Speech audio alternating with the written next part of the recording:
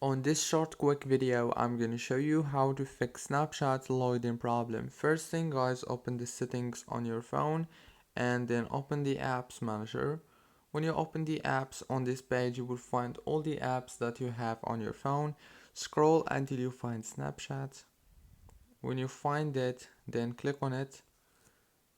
And after that, all what you want to do now here is click on this for stop and then go to the storage. Click on clear data, go back, click on data usage right here. Make sure that all these options are enabled and then disable the background data and the roaming data.